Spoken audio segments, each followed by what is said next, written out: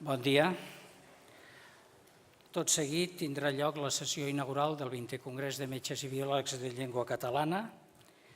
L'obre l'il·lustríssim senyor Valentí Junyent i Torres, alcalde de Manresa.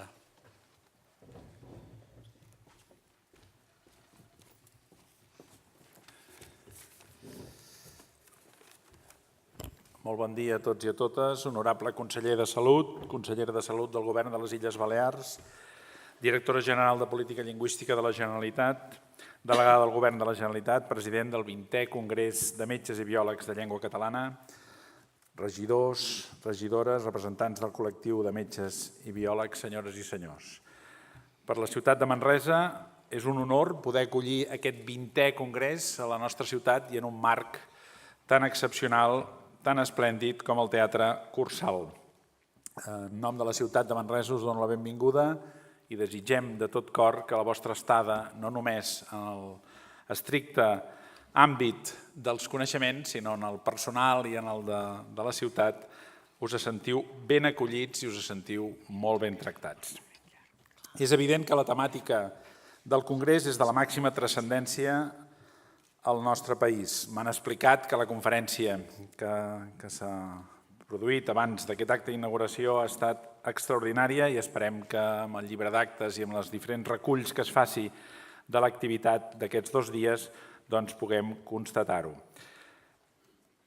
En aquest Congrés de Manresa ens han explicat també els organitzadors que mirareu d'establir unes noves bases que actualitzin l'esperit funcional del Congrés, fundacional del Congrés, amb la participació no només de metges i biòlegs, sinó també d'altres professionals de la ciència de la salut.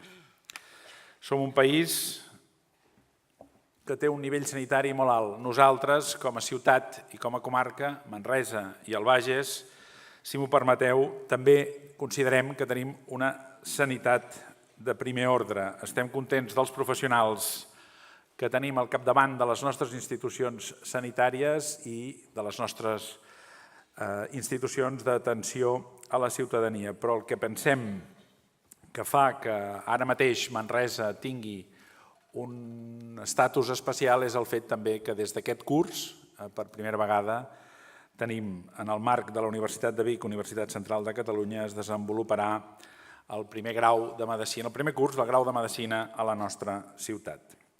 Sempre diem que la salut és un dels patrimonis més imprescindibles d'una cultura, d'una societat, i la llengua és evident que és un instrument de comunicació i de punt de trobada més enllà dels moments que ara estem vivint tan intensament, però és ben evident que el fet de poder celebrar un 20è Congrés de tots els països de parla catalana, d'aquest concepte dels països catalans, del País Valencià, de les Illes Balears, d'Andorra, de l'Alguer i de Catalunya, del Principat, doncs, que va començar el 1913 amb el primer Congrés de Metges i Biòlegs i que ara fa més de 100 anys, per tant, estem doblement satisfets d'acollir-ho a la nostra ciutat. Deixeu-me dir que enguany nosaltres també celebrem el 125è aniversari de les bases de Manresa, que el 1892 es van celebrar a la nostra ciutat. Per tant, aquell document considerat com el document fundacional del catalanisme es va celebrar a la nostra ciutat i aquest congrés avui mereix que tinguem present aquella celebració o la celebració d'aquell esdeveniment. La llengua, la ciència i la cultura es desenvolupen millor en un context de llibertats. No seré jo ara el que faci cap més referència al moment que estem vivint, però sí que refermem el compromís de la nostra ciutat i el fet que el context de llibertat, l'entorn de llibertats, ha de ser ara i sempre. Res més, benvinguts a Manresa, gaudiu de la vostra estada aquí entre nosaltres i estem convençudíssims que el Congrés serà un èxit. Només amb la implicació, amb l'estima amb la que l'han preparat tots els membres que han participat de la seva organització i especialment el doctor Lluís Guerrero com a capdavanter local de l'organització, doncs es traduirà segur en un excel·lent congrés. Que el gaudiu i moltes gràcies de ser aquí.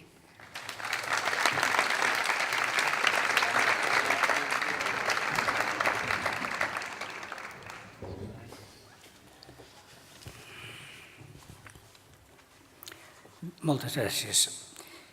Il·lustríssim senyor Valentí Junyent, alcalde de Manresa, honorable senyor Antoni Comín, conseller de Salut de la Generalitat de Catalunya, honorable senyora Patricia Gómez, consellera de Salut del Govern Balear, senyora Esther Franquesa, directora general de Política Lingüística de la Generalitat de Catalunya, il·lustríssim senyor Ricard Guerrero, president de la Fundació Alsina Bofill, autoritats civils i acadèmiques, senyores i senyors. En primer lloc, vull saludar els germans de llengua arribats dels Quatre Vents, d'Andorra, del País Valencià, de Ponent, de les Illes i de l'Alguer, i també de tot el Principat. Els congressos anteriors, des del 1913, s'han celebrat a les grans capitals dels territoris catalans o en la seva proximitat, i és la primera vegada que un d'ells té lloc a Manresa, ciutat que per la seva centralitat es postula com a cor de Catalunya i avui pretén ser el cor dels països de parla comuna. Manresa, capital de la comarca del Bages, centra una àrea enmarcada per una orografia ben peculiar, entre Montserrat i la muntanya de Sal de Cardona, regada pel riu Cardener i per una sèquia acabada el 1383. Aquesta població, construïda a partir del segle VI abans de la nostra era, és un paradigma de tenacitat, de voluntat de ser.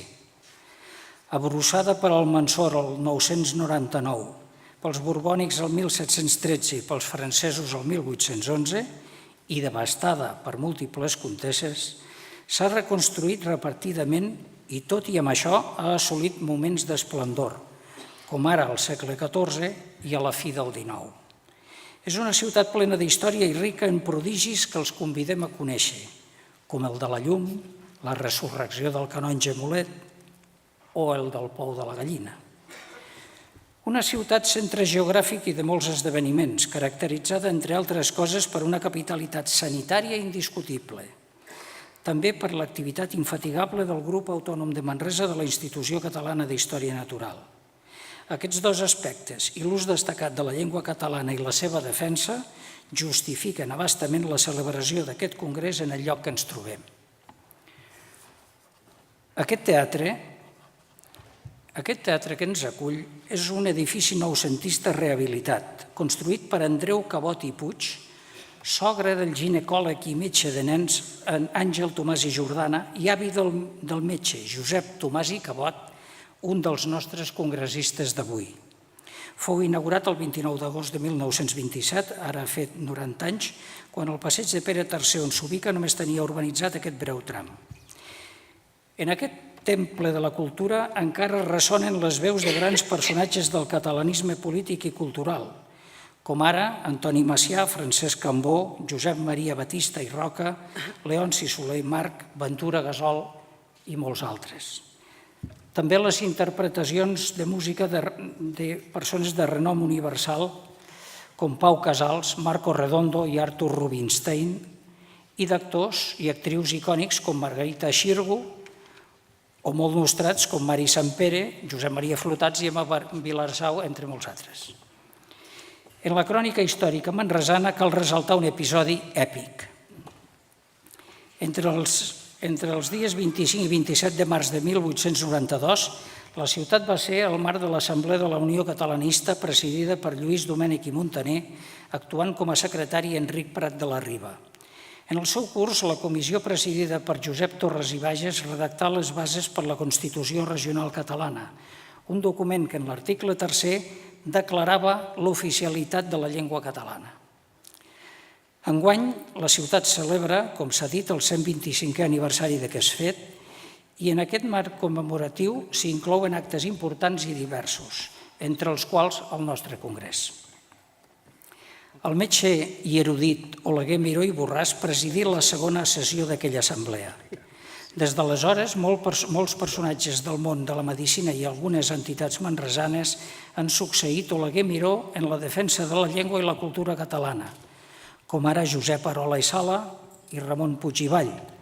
També els que formaven part del gremi de Sant Lluc, entre els quals cal destacar el doctor Simeó Selga, el doctor Ramon Lletxós, posteriorment fundador a Manresa de la delegació d'Òmnium Cultural, i Francesc Rafat, entre altres. La continuïtat fins als nostres dies l'han representat figures de la dimensió de Dídac Ribas i Mujal i de Jacint Corbella i entitats actuals com l'Arxiu Històric de les Ciències de la Salut, ens del Col·legi de Metges de Barcelona. També destaquen veterinaris i farmacèutics, entre els quals val a recordar farmacèutics com Josep Esteve i Seguí i Antoni Esteve i Subirana. Els biòlegs del grup local de la Institució Catalana d'Història Natural han tingut una llarga trajectòria inspirada en la figura de Pius Font i Quer, que visqué a Manresa de jove i en va ser nomenat fill adoptiu. El llegat científic i humanístic de glòries del passat i de personatges recents implicats en la defensa de la llengua i la cultura catalana n'ha dut alguns a formar part de l'organització dels congressos de metges i biòlegs de llengua catalana, com el ja citat Ramon Lletxós i Carles Lluçà.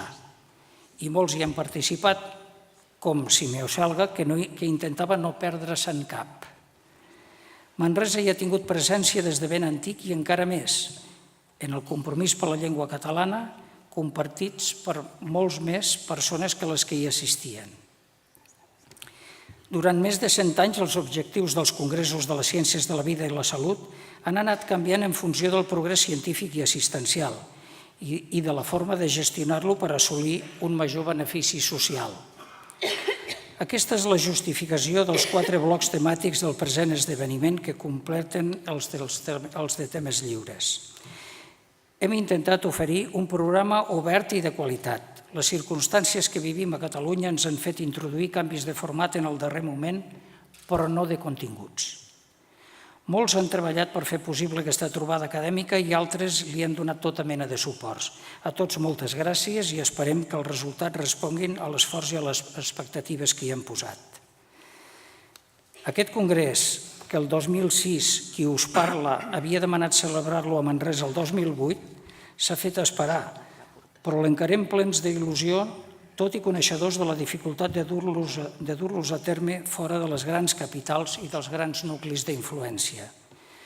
Malgrat això, la globalització ha canviat el món i les societats i ara ningú no dubta ni de la capacitat ni de la puixança de les comarques interiors de Catalunya ni de la voluntat d'exposar un sector significativament actiu en la construcció del nostre poble. Els congressos tenen més de 100 anys i en aquest llarg període en què tot ha canviat han tingut que anar adaptant-se a les noves realitats. Fins ara han seguit patrons propis del segle XX, però ara, ben entrats ja en el segle XXI, han de fer un salt endavant en els seus plantejaments, objectius i crear nous marcs que han de mantenir més que mai la llengua comuna com a eix, ja que la normalització autèntica disposada per la Constitució i per l'Estatut no s'ha fet realitat després de diverses dècades de democràcia. Com també apuntava l'alcalde, llengua i llibertat són mots que comparteixen les primeres lletres, però molt contingut semàntic. Com ho rebla el lema de la meva universitat, Libertas perfundet omnia luce. Molt bon congrés a tots i moltes gràcies. Tot seguit té la paraula l'il·lustríssim senyor Ricard Guerrero, president de la Fundació Alsina Bofill.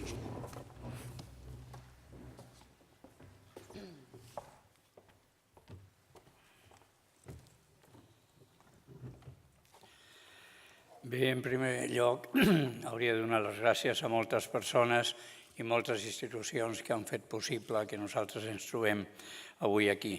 Però resumiré dient que moltes gràcies a la ciutat de Manresa, que, tal com s'ha dit, és el primer cop que aquests congressos es fan no una capital de les més importants o fins i tot dels territoris, sinó que es fa en la Catalunya central, que era un deute que teníem des de fa molt de temps. També vull recordar, no estic per parlar d'història, però de dues persones sense les quals això no hauria estat possible. Em refereixo a la segona època. Molt resumidament, van començar l'any 1913, es van interrompre en 1923 per la primera dictadura, es van recuperar el 1932. A partir d'aquest moment es van començar a dir de metges i biòlegs que no existia la carrera de Biologia. Llavors, és un nom que ja ha quedat superat per totes les professionals de la salut i en aquest congrés o en l'última sessió han de buscar una nova perspectiva i un nou nom que està en la boca de tots, però considerar la gran amplitud de les ciències de la salut i de la vida, economia, agricultura, tots ambientalistes, etc. I per sobre totes les professions mèdiques.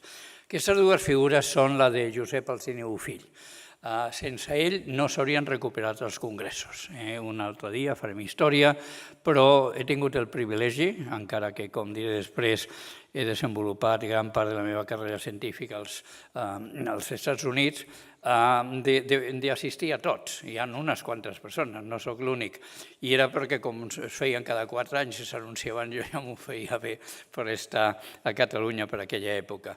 Alsina i Bofill no va veure els congressos dels anys 90, va morir en 1993, però com a conseqüència, tenien pocs anys després, van fer aquesta fundació. I una persona que hauria de tenir el nom en la fundació, no sé si en el futur, va ser Oriol Casassas. Per suposat, en deixo Jordi Gol, altres persones, i Oriol Casassas va ser una persona que amb el seu coneixement, sent un metge, un pediatre, no tenia una implicació acadèmica a la universitària directa, doncs va fer tot i era l'ànima d'aquests congressos. Bé, llavors ens podríem preguntar per què continuar aquests congressos. Hi ha cada vegada més especialitzats, cada vegada hi ha noves tecnologies, ens han parlat de la Viquipèdia, ens han parlat de Viquipèdia, i ara no sé si s'està fent, però segur que vosaltres esteu enviant twitters a la gent de com s'estan desenvolupant les coses en temps real, com es diu ara. Però hi ha 3 aspectes que han justificat aquests congressos, que els justifiquen el d'ara i que els justificaran el futur mentre durin. Aquests són els 3 aspectes dins d'un ambient que nosaltres, com diré al final, creien que estava solucionat. Aquests aspectes són la llengua catalana, és el pal de paller de la nostra cultura. És una llengua entre els professionals i els pacients, i és la llengua del nostre país i, per tant, és la que hem d'utilitzar i fomentar. No hi ha dubte, a l'hora de la veritat, moltes vegades encara es pot fer molt. La segona és la pancatalanitat. No som els únics, la Fundació Alsina i Bofill no és l'única, que són els únics.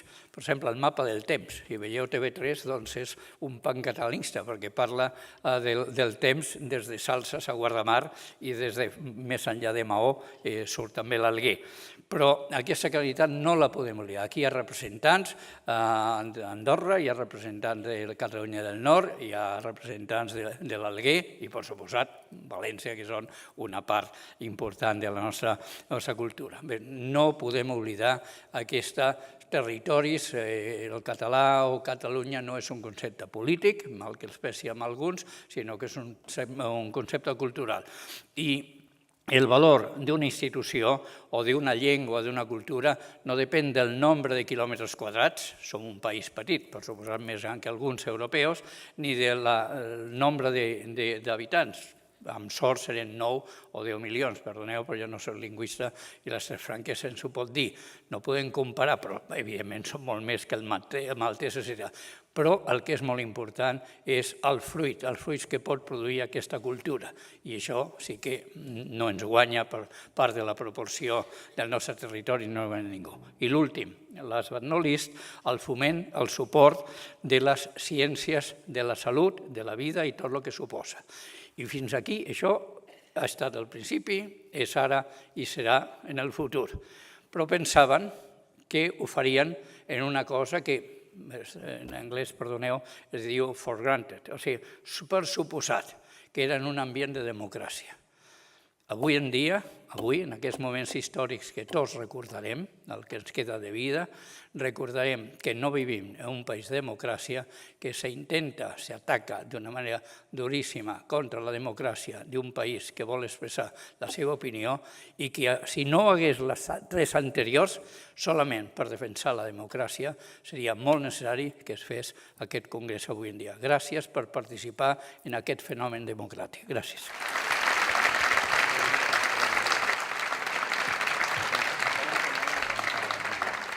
Moltes gràcies. Tot seguit té la paraula la senyora Esther Franquesa, directora general de Política Lingüística de la Generalitat de Catalunya.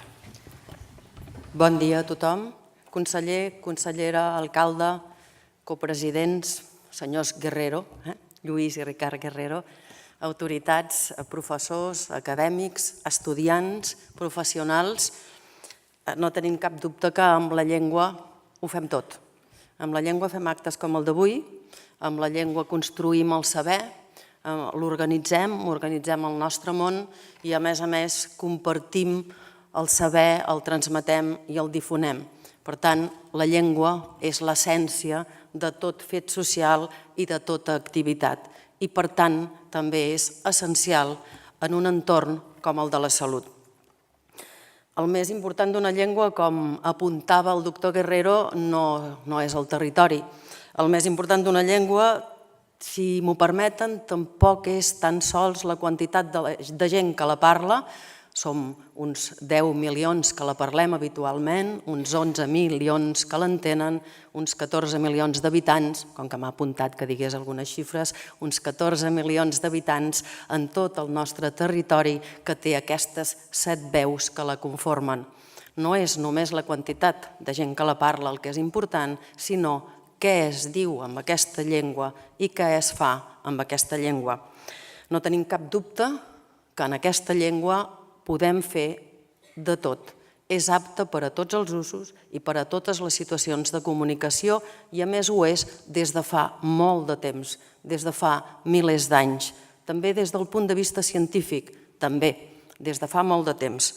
El congrés que avui inaugurem i des del primer i tots els altres que l'han seguit des del 1913 demostren que la llengua catalana és utilitzada amb pràcticament normalitat en l'àmbit de la salut, perquè salut i llengua estan estretament relacionades, són gairebé indissolubles. No podem fer una cosa sense l'altra.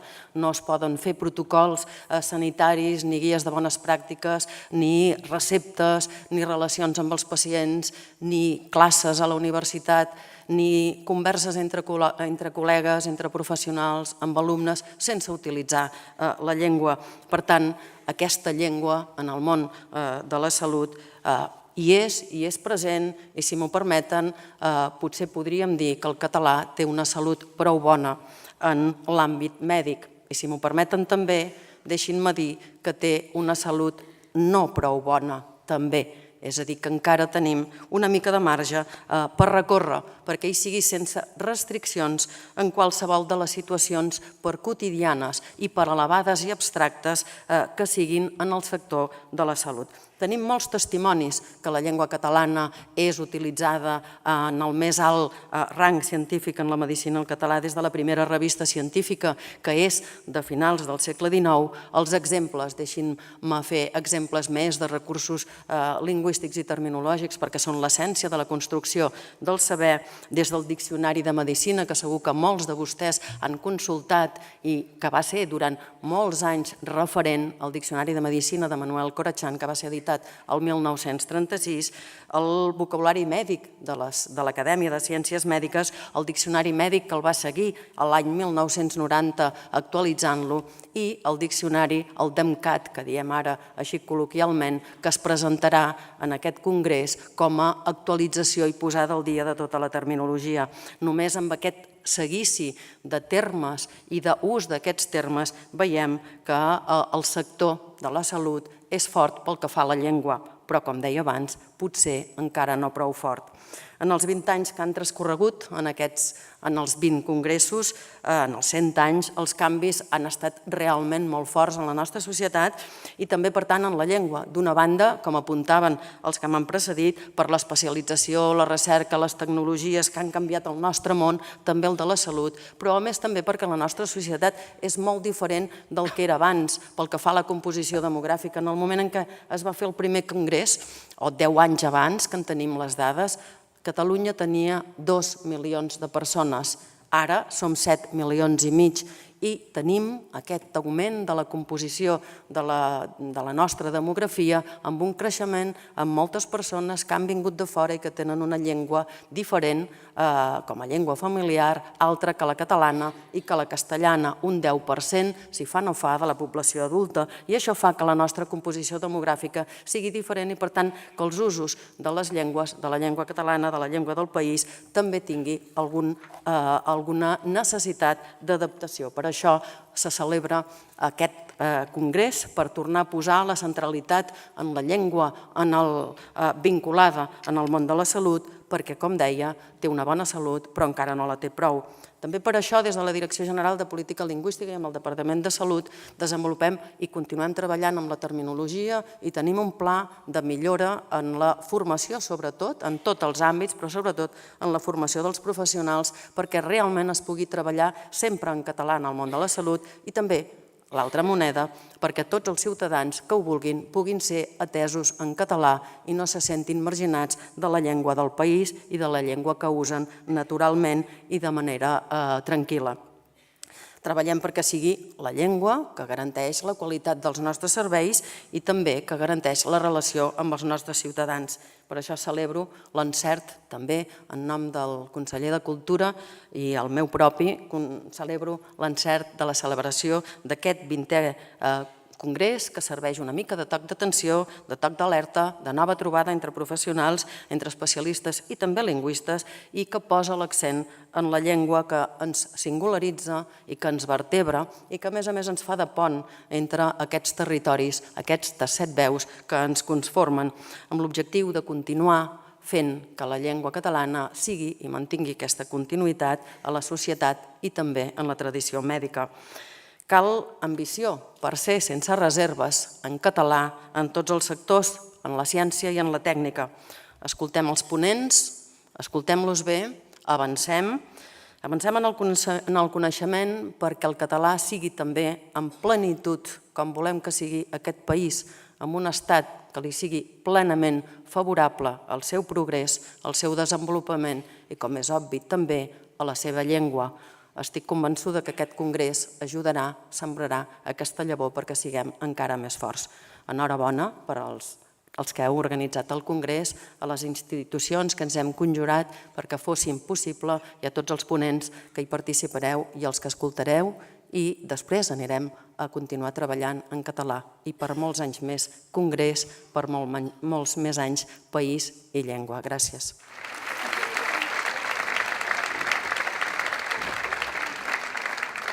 Moltes gràcies. A continuació intervindrà l'honorable senyora Patricia Gómez, consellera de Salut del Govern de les Illes Balears. Moltíssimes gràcies. Bon dia a totes i a tots. És un plaer i un gran honor per a mi i pel govern que representa, el de les Illes Balears, poder participar en aquest 20è congrés de metges i biòlegs de llengua catalana. Tindré l'oportunitat de compartir d'aquí un poquet, una estona més temps amb tots vostès. Per tant, ara vull ser breu i vull aprofitar per donar les gràcies. Donar les gràcies a les autoritats que donen suport a les activitats científiques en un marc sempre de consens i de participació. Donar les gràcies a tots els que amb la vostra força, il·lusió i implicació heu fet possible aquest 20è congrés, en els presidents, els comitès, els tècnics. Gràcies als ponents per convidar-nos a la reflexió tan important en aquest temps i en aquests moments. I per suposar, gràcies a tots els que heu decidit venir aquí a Manresa avui amb l'objectiu únic de caminar cap a l'excel·lència. Excel·lència pel sistema sanitari, recuperar drets, aconseguir una societat molt més sana i també molt més justa i, per tant, una millor qualitat de vida. Junts, estic segura que en participació, en l'il·lusió, en la força que tenim i el diàleg, ho podrem anar aconseguint. Moltíssimes gràcies. Moltes gràcies. Per acabar, ens adreçarà unes paraules a l'honorable senyor Antoni Comín, conseller de Salut de la Generalitat de Catalunya, que clourà la sessió inaugural.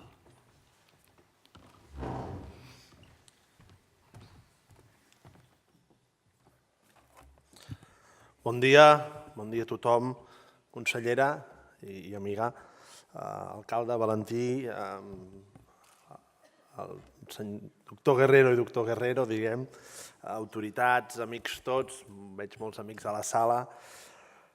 Escolteu, avui jo anava a fer una broma més aviat dolenta, però anava a dir que avui no em sento tan honorable sinó honorat, perquè estic molt content d'estar aquí, estic molt honorat de poder presidir la inauguració d'aquest congrés. Per tant, avui és un honorat conseller, més que no pas un honorable conseller, perquè preparant les paraules per aquesta breu intervenció,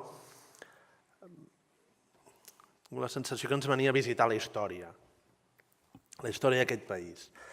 Perquè un repassa el que ha sigut aquests 100 anys llargs de història del Congrés i l'ajuden a constatar una cosa que ja la sabíem, però que a vegades està bé constatar-la i fer-ho junts i fer-ho en veu alta, que en els moments fundacionals d'aquest país els científics i els metges sempre hi han sigut.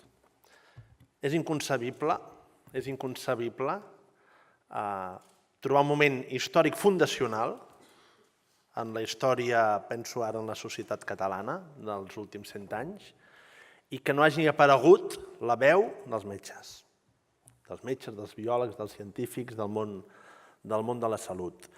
El Congrés neix amb el noucentisme, neix en ple noucentisme. I què és el noucentisme? El noucentisme és un moment fundacional, és un moment de construcció nacional, és un moment de represa cultural, de represa científica, de represa institucional, i no s'hagués pogut entendre el noucentisme sense els metges. És així. Però si mireu, el 9è congrés que es fa a Perpinyà, l'últim abans de la Guerra Civil, és la prova que en aquella segona part, podem dir-ho així, del partit del noucentisme, que va ser la República, aquella segona part del partit del noucentisme que va ser la República, els metges hi eren, els científics hi eren. No s'hagués entès res del que hi passava en aquell moment sense l'Institut d'Estudis Catalans, al qual estava tan estretament associat al propi Congrés. I quan ve la transició, el Congrés retorna. I es fa també a Perpinyà. Entenc que va ser per raons simbòliques de fer el primer congrés després del franquisme a la mateixa ciutat on s'havia fet l'últim congrés abans del franquisme. Entenc que hauria de ser per això. I allà hi vau ser.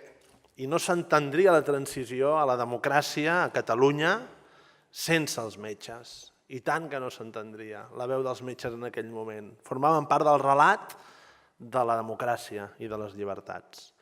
I ara aquest país està en un moment fundacional.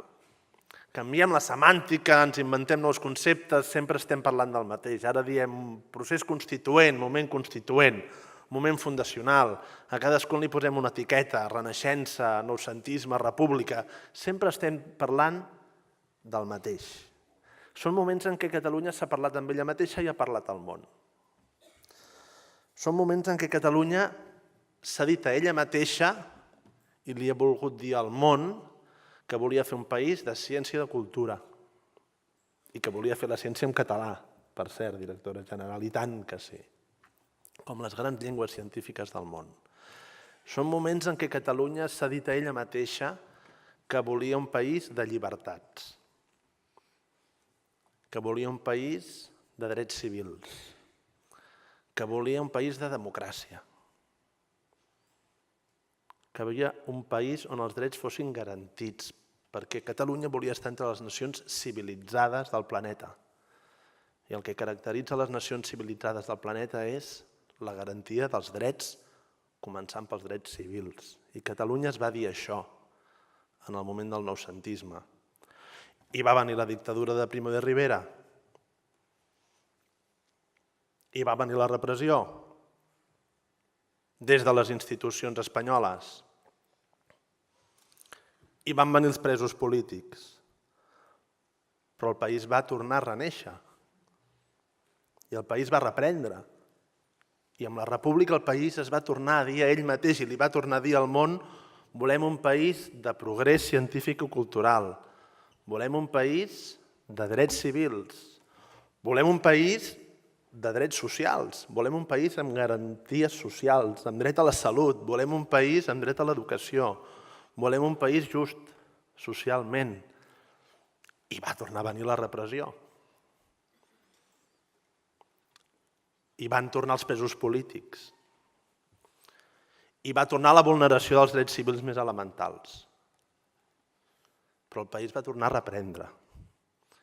I va venir la transició. I el país va tornar-se a dir, i els metges hi veu ser. I els metges hi veu ser. I els metges no veu fer només un discurs sanitari. No veu fer només un discurs assistencial. Els metges veu formar part d'aquest cor col·lectiu, d'aquest gran cor civil, ciutadà, que es deia ell mateix i li deia al món, volem fer una nació civilitzada.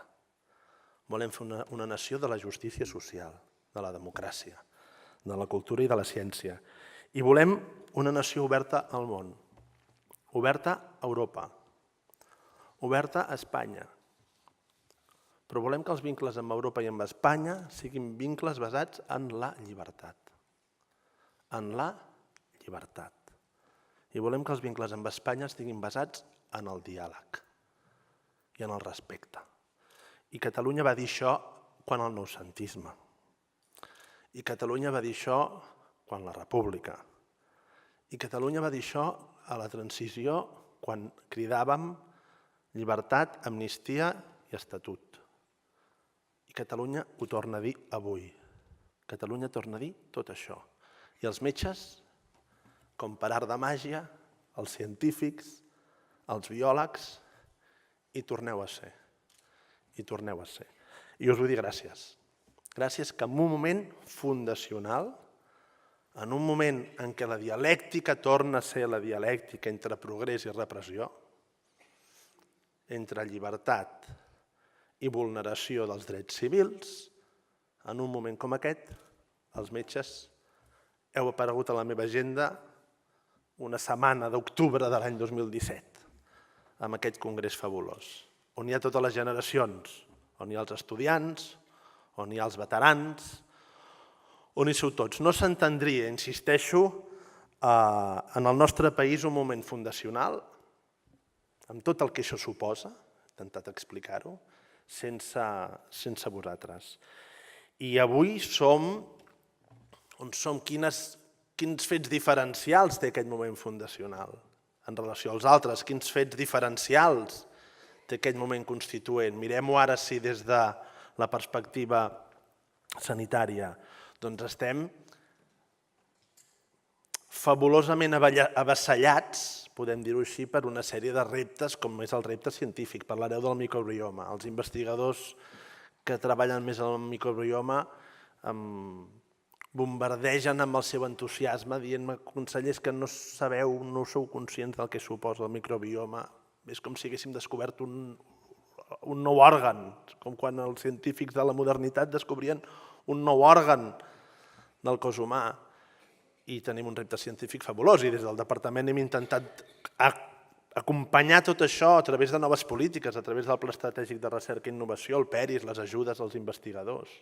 I tenim un repte demogràfic evident, obvi, del que n'hem parlat tantes vegades amb la majoria de vosaltres. Tenim l'envelliment, tenim la cronicitat i hem de fer per aquesta raó i per moltes d'altres una primària del segle XXI, i en parlareu.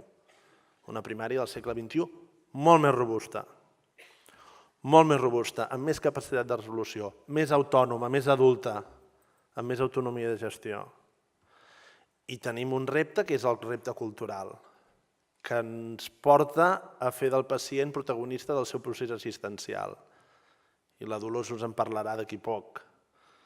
Hem de fer polítiques de pacient expert, perquè si no, no estarem a l'alçada del canvi cultural en el que estem ja immersos, encara que no vulguem. I parlareu de sostenibilitat, i bé que fareu parlar de sostenibilitat, perquè no oblideu que aquest país és un cas únic en termes de sostenibilitat, perquè és l'únic país d'Europa que està entre els que dedica menys diners per càpita, i no per decisió pròpia. I no per decisió pròpia. Torno a dir per si 2 vegades no n'hi ha prou. I no per decisió pròpia, som dels que dediquem menys diners per càpita a la despesa sanitària pública i en canvi estem en el grup de països que ofereix més bons resultats en salut d'Europa. No n'hi ha cap d'altre. algun altre també del nostre entorn, Balears, però som els únics, som l'excepció europea, que estan en la cua en despesa, estem al capdavant en qualitat. I parlareu de tots aquests reptes que són tan importants, parlareu de la globalització i ens hem de reinventar les polítiques de salut pública perquè la globalització ens obliga a repensar-les. Perquè hem de fer, i mai farem prou, polítiques de promoció i prevenció a la base de totes les nostres polítiques assistencials. A la base hi ha d'haver tot això. Tot això és el que els metges heu de poder explicar, però tot això és l'altra cara de la moneda del que hem dit al principi. Tot això és l'altra cara de la moneda d'un compromís amb la llibertat, d'un compromís amb el diàleg, amb la democràcia, amb l'estat de dret, amb els drets civils i amb la resistència. És l'altra cara, el debat científic, el debat sobre el model sanitari, és l'altra cara del compromís amb la resistència davant de la repressió dels drets civils més elementals. Tot al final va petar amb els professionals i els seus valors, tot al final va petar amb els científics, amb els metges, infermeres, que segur que també alguns heu vingut, segur, ho sé, amb valors d'excel·lència, valors d'estudiar, d'aprendre, de desplegar el coneixement, valors d'esforç, de compromís amb el ciutadà, amb el pacient, valors de desplegar el talent i valors cívics. Valors que volen dir compromís amb un país lliure. Per tant, content de dir això des de Manresa, alcalde, saps que m'uneixen moltes coses amb aquesta ciutat, però per mi és un exemple que a Catalunya la fem des de tot arreu, que els relats més avançats, els congressos més audaços, també es fan des de l'interior, no tot es fa des del litoral. Content de dir això des de Manresa, content de dir-vos gràcies per ser-hi com hi veu ser en cadascun dels moments fundacionals que ha tingut aquest país al llarg de l'últim segle. Anirem molt junts en els propers dies, en les properes setmanes, en els propers mesos, anirem molt junts perquè el que ha de fer aquest país en aquests moments és massa important com per no ser-hi tots. I moltes gràcies.